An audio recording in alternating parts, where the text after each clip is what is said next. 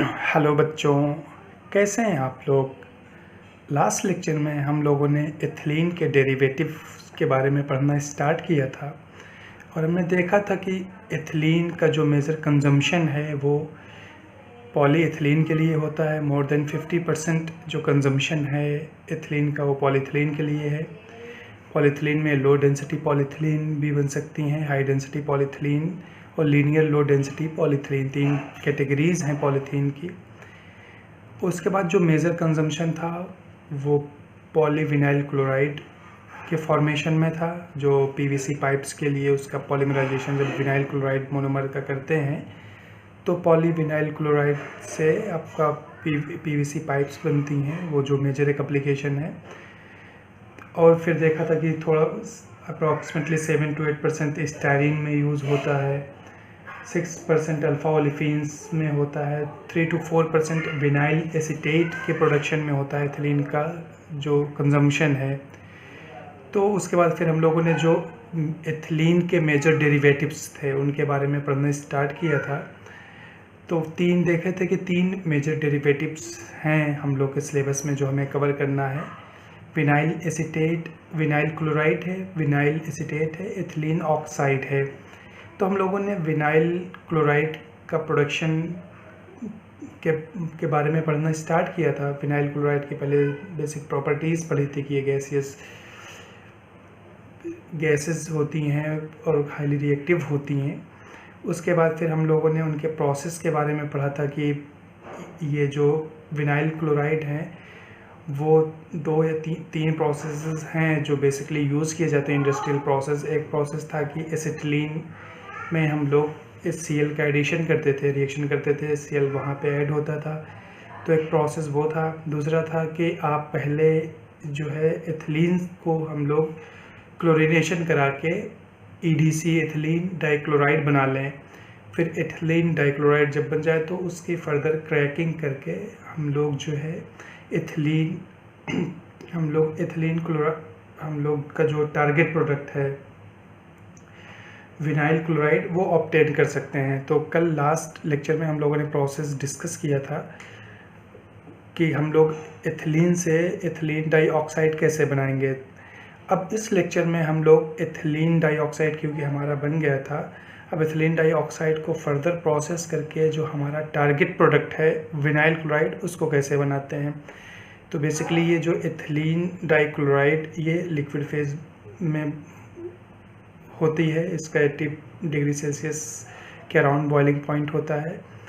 तो ethylene dichloride को जब हाई टेम्परेचर पे अप्रॉक्सीमेटली 500 डिग्री सेल्सियस पे और 4 atm एटमॉस्फेरिक प्रेशर पे इसको क्रैकिंग करते हैं तो हम लोग को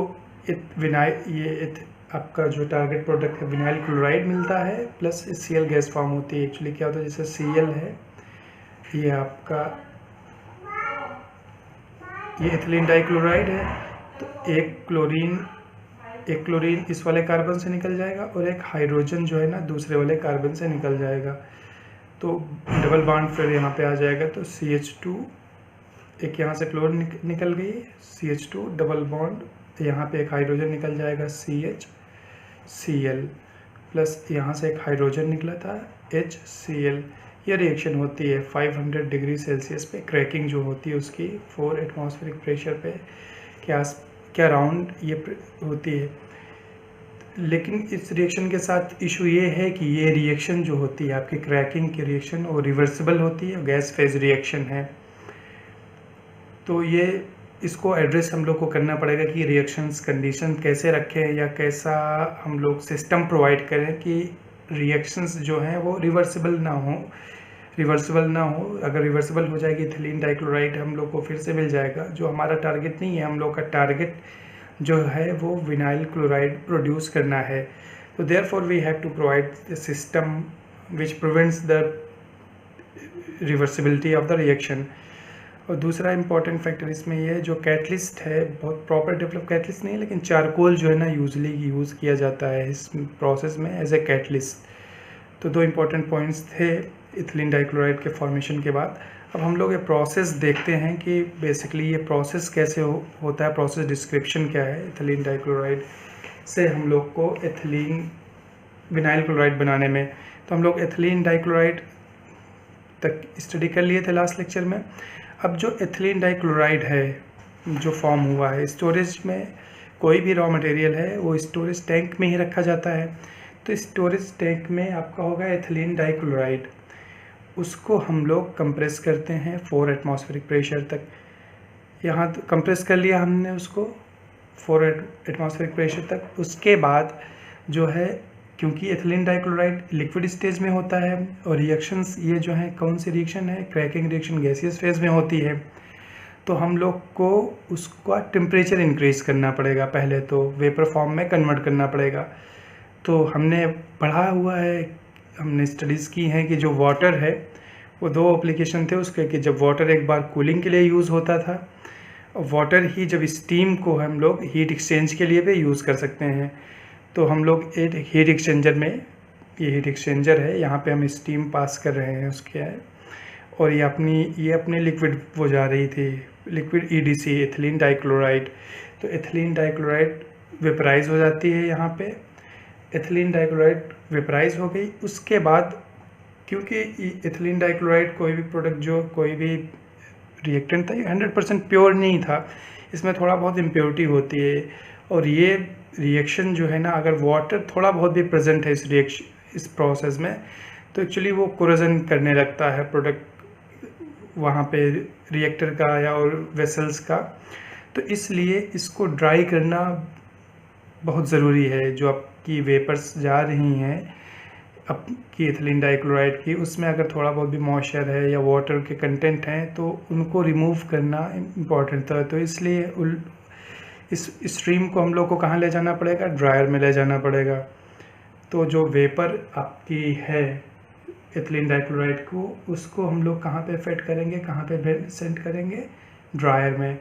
और ड्रायर में क्या होता है, सिलिका जेल होता है। तो सिलिका जेल जो है ना एब्जॉर्ब कर लेता है जो भी मॉइस्चर कंटेंट है, traces, even small quantities of water को भी एब्जॉर्ब कर लेगा। अब जो ड्राई हो गई आपकी ये जो EDC हैं, EDC वेपर्स हैं, तो अब ये रिएक्शंस के लिए के कंडीशंस में आ गई हैं। अब रिएक्शन कराने के लिए हम लोग कहाँ ले जाएंगे, रिएक्टर में ले जाते हैं। जो आपके ड्राई यूनिट से ये वेपर्स निकल रही हैं, इनको हम लोग ले जाएंगे रिएक्टर। रिएक्टर क्या होता है, रिएक्टर ये मान लीजिए कि heat shell and tube heat exchanger आपने देखा है, तो उसी टाइप का ये रिएक्टर होता है। उसमें ट्यूब्स लगी होती हैं, ये आपकी ट्यूब्स हैं। तो ट्यूब के थ्रू हम लोग गैसेस को ले जाते हैं। Shell and tube heat exchanger हमने देखा हुआ है, जैसे होता है कि उसमें ट्यूब्स होती हैं, एक ये कंपोनेंट है मान लीजिए शेल एंड, तो इसमें ट्यूब्स लगी होती हैं। तो गैसेस मान लीजिए ये पूरा हीट एक्सचेंजर का वो पोर्शन होता है। तो यहाँ से ऐसे पास करेंगे हम लोग, ट्यूब्स में गैसेस पास होंगे। और जो पूरा दूसरा शेल साइड है, शेल साइड में अब हम लोग, क्योंकि ये रिएक्शंस हो रही हैं 500 डिग्री सेल्सियस पे, तो ये ट्यूब से अब रिएक्शन हो रही है 500 डिग्री सेल्सियस पे, तो हमें हीट प्रोवाइड करनी पड़ेगी, उतना टेम्परेचर मेंटेन करना पड़ेगा, उतना टेम्परेचर प्रोवाइड करना पड़ेगा। तो उतना टेम्परेचर प्रोवाइड करने के लिए तो हमारे पास क्या ऑप्शन है भाई, फ्यूल को हम लोग बर्न कर रहे हैं, एक ऑप्शन वो होता है, या एक ऑप्शन ये है कि फ्लू गैसेस होती हैं। 2 चीज़ें हैं, फ्यूल गैसेस हैं या फ्यूल ऑयल है, उसको कंबशन करते हैं तो हीट जनरेट होती है। एक फ्लू गैसेस है, जब हम लोग किसी को फ्यूल ऑयल को है या कोई भी गैस ऐसा आपका ये एनर्जी का सोर्स है जो उसको हम कंबशन करते हैं, तो कंबशन करते हैं तो जो लाइट गैसेस आपकी मान लीजिए कार्बन मोनोऑक्साइड, कार्बन डाइऑक्साइड और हाइड्रोजन वगैरह हैं जिसमें हाई हीट कंटेंट होती है, वो फ्लू गैसेस होती हैं। तो फ्लू गैसेस में जो है सेपरेट कोई यूनिट होगी, वहाँ से फ्लू गैसेस जनरेट कर रहे हैं, या कोई ऐसी यूनिट होगी जहाँ पे कंबशन कर रहे होंगे हायर टेम्परेचर के लिए, मान लीजिए 1000 डिग्री सेल्सियस टेम्परेचर हमें चाहिए होगा, तो वहाँ पे कंबशन कर रहे होंगे आपका फ्यूल ऑयल का। तो फिर वहाँ से जो गैसेस निकल रही होंगी, फ्लू गैसेस, जो भी अच्छी खासी टेम्परेचर पे होती हैं 500-600 डिग्री सेल्सियस पे, तो उनको यूज़ कर लेते हैं हम लोग यहाँ पे इस रिएक्टर में। तो रिएक्टर से पास करेंगे तो इसका टेम्परेचर इंक्रीज़ हो जाएगा, और टेम्परेचर जैसे इंक्रीज़ होगा तो क्रैकिंग स्टार्ट हो जाएगी। यहाँ पे रिएक्शन में क्रैकिंग स्टार्ट हो गई। अब जो कन्वर्ज़न है, जैसे तो पर पास, जैसे एक बार में हमने यहाँ से पास किया एथिलीन डाइक्लोराइड, तो 50% कन्वर्ज़न है पर पास। जो कन्वर्ज़न है इस प्रोसेस का, इस रिएक्टर का, वो 50% है। लेकिन यील्ड जो है वो बेटर है। यील्ड का मतलब होता है कि moles of desired product form divide by moles of undesired product form, total product form. Yield में टोटल प्रोडक्ट फॉर्म होता है और सेलेक्टिविटी में मोल्स ऑफ जो डिवाइड में होता है वो अनडिजायर्ड होता है। तो यील्ड इसकी 95% के 95 to 96% यील्ड है। तो पर पास कन्वर्ज़न जो है, मतलब कन्वर्ज़न का मतलब पहले जब रिएक्टर मान लीजिए 100 मोल्स हमने फेड किया इस प्रोसेस में, तो आपका सिर्फ 100 मोल फेड किया तो 50 मोल ही कन्वर्ट हुआ। मतलब 100 मोल अगर EDC हम लोग इसमें डाल रहे होंगे इस रिएक्टर में, तो सिर्फ 50 मोल ही वो कन्वर्ट हो रहा होगा विनाइल क्लोराइड में, बाकी 50 मोल अनरिएक्टेड रह जाता है। लेकिन अब जो 50 मोल कन्वर्ट हुआ है उसमें ऑलमोस्ट 47-48 मोल्स विनाइल क्लोराइड के हैं, बाकी साइड प्रोडक्ट्स कम हैं। तो ये रिएक्टर में रिएक्शन हुई। अब रिएक्शन होने के बाद जो है हम लोग को इसको क्विंच करना पड़ता है, कूल करना पड़ता है, क्योंकि ये रिएक्शन 500 डिग्री सेल्सियस पे हो रही है। और इस रिएक्शन के साथ एक इम्पॉर्टेंट इशू ये है कि ये गैस फेज में रिएक्शन हो रही थी और ये रिवर्सिबल थी ये रिएक्शन। तो अगर आप इसको हम लोग कूल नहीं करेंगे तो रिवर्स होके फिर आपको जो विनाइल क्लोराइड बना हुआ है वो एथिलीन डाइक्लोराइड में कन्वर्ट हो जाएगा। तो इसलिए इसको क्विंच करना पड़ेगा। क्विंच का मतलब कूल करना पड़ेगा। तो हम लोग क्विंच टावर में इसको ले जाते हैं। तो यहाँ पे ले जाने के बाद इसको हम लोगों ने कहाँ पे, क्विंचिंग टावर में ले गए। वहाँ पे एथिलीन डाइक्लोराइड को क्विंच कर लिया। तो यहाँ से हम लोग को क्या मिलेगी, जो प्रोडक्ट गैसेस मिलेंगी। जो गैसेस फॉर्म में है क्विंच किया तो ज़्यादातर कूल हो गई होंगी गैसेस जो हैं। कुछ जो कूल नहीं होंगी वो उनको हम लोगों ने हीट एक्सचेंज कर लिया। फिर से हीट एक्सचेंज कर दिया तो HCl, क्योंकि इसका बॉइलिंग पॉइंट कम होता है, माइनस में होता है, वो मान लीजिए कि कन्वर्ट नहीं हुई लिक्विड में, तो उसको हमने रिमूव कर लिया। और बाकी जो है आपका जो एथिलीन डाइक्लोराइड है, जो अनरिएक्टेड एथिलीन डाइक्लोराइड है, और विनाइल क्लोराइड जो आपका प्रोडक्ट फॉर्म हुआ वो लिक्विड में कन्वर्ट हो गए। लिक्विड में कन्वर्ट हो गए तो उसके बाद उन लोग ये जो सारे प्रोडक्ट्स हैं यहाँ से ये लिक्विड फॉर्म में है, ये ब्लू लाइन से शो हुआ है। और जो क्विंचर्स है जो यहाँ से ये एथिलीन डाइक्लोराइड है, उन दोनों को हम लोग विनाइल स्टील में ले जाते हैं। विनाइल स्टील में हीट करते हैं। एक टाइप का ये हीट एक्सचेंजर है। ये एब्जॉर्प्शन इज डिस्टिलेशन कॉलम, इसको हम लोग कह सकते हैं। डिस्टिलेशन कॉलम में ले गए यहाँ पे, तो यहाँ पे हीट करते हैं। तो हीट करके जो है ना विनाइल हीट करते हैं, तो जो लाइटर प्रोडक्ट क्या है अपना, विनाइल क्लोराइड है। तो विनाइल क्लोराइड जो है आपका ये टॉप से हम लोग यहाँ पे ऑब्टेन कर लेते हैं। लेकिन जो विनाइल क्लोराइड हम लोग को मिलता है वो बहुत ही हाईली अनस्टेबल प्रोडक्ट होता है। तो हम लोग को एक ऐसा स्टेबलाइज़र डालना पड़ता है इसको कि वो जो इसको स्टेबलाइज कर दे। अदरवाइज़ ये फिर जो है ना रिएक्ट करके कोई दूसरा प्रोडक्ट फॉर्म कर देगा, जो फिर हम लोग को ये प्रोडक्ट मिलेगा नहीं जो हमारा टारगेट प्रोडक्ट था। तो इसलिए ऐसा एक स्टेबलाइज़र डालते हैं। और ये मतलब स्टेबलाइज़र डालते वक्त इस चीज़ का प्रॉपर केयर किया जाता है कि जो भी स्टेबलाइज़र डाल रहे हैं इस रिएक्शन में, वो आगे चल के प्रॉब्लम ना क्रिएट करे, क्योंकि ये पॉलीमराइजेशन करना है हम लोग को।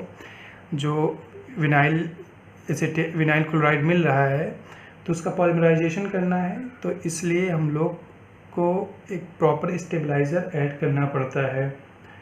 जो विनाइल स्टील से जो बॉटम प्रोडक्ट मिलता है उसमें क्या होगा, मेजर होगा एथिलीन डाइक्लोराइड होगा। एथिलीन डाइक्लोराइड को हम लोग further ethylene dichloride EDC steel में ले जाते हैं। वहाँ पे हम लोग इसको जो है फर्दर जो है हीट करते हैं। तो हम लोगों ने स्टार्टिंग में ही पढ़ा था कि जो मेजर प्रोडक्ट फॉर्म होते हैं ये तो एथिलीन डाइक्लोराइड, ये आपका विनाइल क्लोराइड होगा, एथिलीन डाइक्लोराइड होगा, या पॉलीक्लोराइड्स जो हैवियर फ्रैक्शन होंगे वो लिक्विड फेज में रहते हैं, तो हैवियर फ्रैक्शन पॉलीक्लोराइड्स हैं। तो विनाइल क्लोराइड को हमने यहाँ पे रिमूव कर लिया। जो एथिलीन डाइक्लोराइड होगा या पॉलीक्लोराइड्स होंगे, वो फर्दर बॉटम प्रोडक्ट्स में लेके उनको हम एथिलीन ईडीसी स्टील, एक टाइप का डिस्टिलेशन कॉलम है। यहाँ पे भी हम लोग क्या करेंगे, हीट यहाँ नीचे से प्रोवाइड कर रहे हैं, रिबॉयलर टाइप का है कि फ्रैक्शन ये यहाँ से एक स्ट्रीम लेते हैं, उसको हीट करके फिर से उसमें डालते हैं। लेकिन जो हैवियर फ्रैक्शंस होता है वो बॉटम से हम लोग जानते हैं कि डिस्टिलेशन कॉलम में निकलता है, ये सेपरेशन कॉलम से। तो नीचे से हम लोग को एथिलीन, ये पॉलीविनाइल पॉलीक्लोराइड्स जो हैवियर फ्रैक्शन है वो ऑब्टेन हो गए। और जो अब हम लोग को क्या मिला यहाँ से, ये आपके एथिलीन डाइक्लोराइड जो है वेपर्स मिली। ये टॉप से क्या मिल रहा है हम लोग को, एथिलीन डाइक्लोराइड वेपर है। तो इनको हम लोग कहाँ ले जाएंगे, एथिलीन डाइक्लोराइड को फर्दर ले जाएंगे, वेपर फॉर्म में है तो इनको फीड के फॉर्म में ले जाके हम लोग यहाँ पे वो कर देंगे।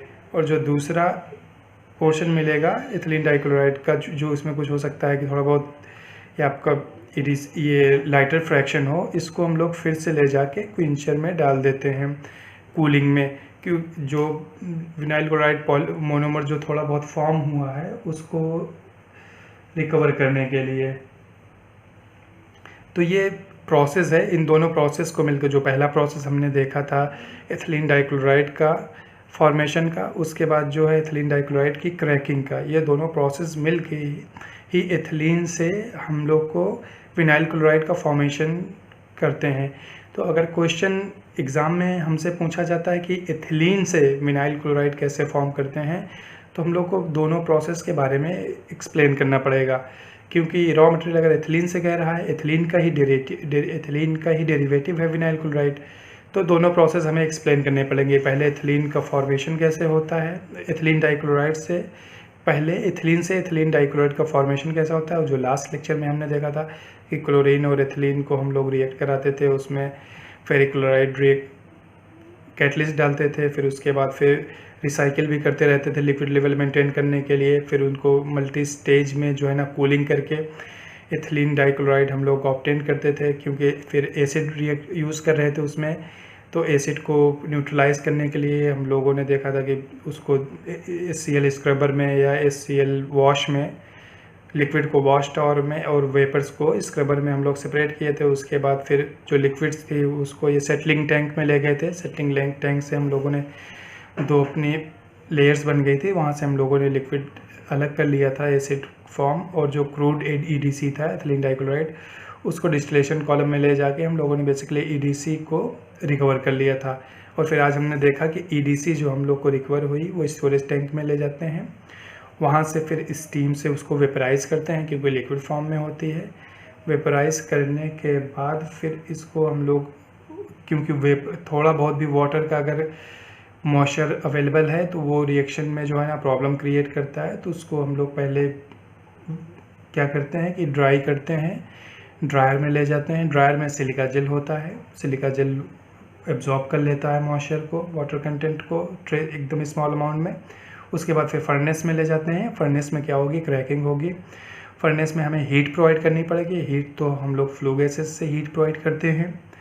हीट क्रैकिंग हो जाएगी, लेकिन क्रैकिंग के बाद तुरंत हम लोग को टेम्परेचर इसका कम करना पड़ेगा। इसका मतलब हम लोग को कूलिंग करनी पड़ेगी, क्विंचिंग करनी पड़ेगी। तो हम लोग इसको कूल करते हैं प्रोसेस को क्विंचर में ले जाके। जब कूल करेंगे तो हम लोग को दो स्ट्रीम मिल जाएंगी, एक लिक्विड स्ट्रीम मिलेगी, एक गैसियस स्ट्रीम मिलेगी। तो लिक्विड स्ट्रीम में बेसिकली क्या होगा, एथिलीन डाइक्लोराइड होगा, कुछ पोर्शन विनाइल क्लोराइड का होगा, और जो पॉलीक्लोराइड्स हैं, हैवियर प्रोडक्ट्स हैं, वो होंगे।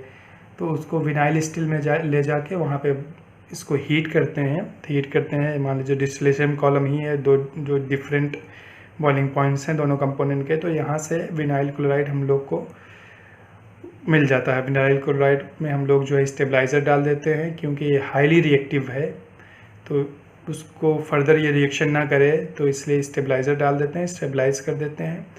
फिर जो आपका यहाँ पे मेजरली क्या बचता है, एथिलीन डाइक्लोराइड बचता है और आपका पॉलीक्लोराइड्स। तो एथिलीन डाइक्लोराइड को डिस्टिलेशन कॉलम में ले जाएंगे, या स्टील हम लोग नाम दे रहे हैं। वहाँ पे क्या करेंगे, EDC को सेपरेट कर लेंगे। EDC वेपर्स जो होंगी उसको क्रैकिंग फर्नेस में, यहाँ पे क्रैकिंग फर्नेस में हम लोग ले जाके जो वेपर फॉर्म में है, क्योंकि वेपर ही अपना फीड था तो हम लोग यहाँ ले गए।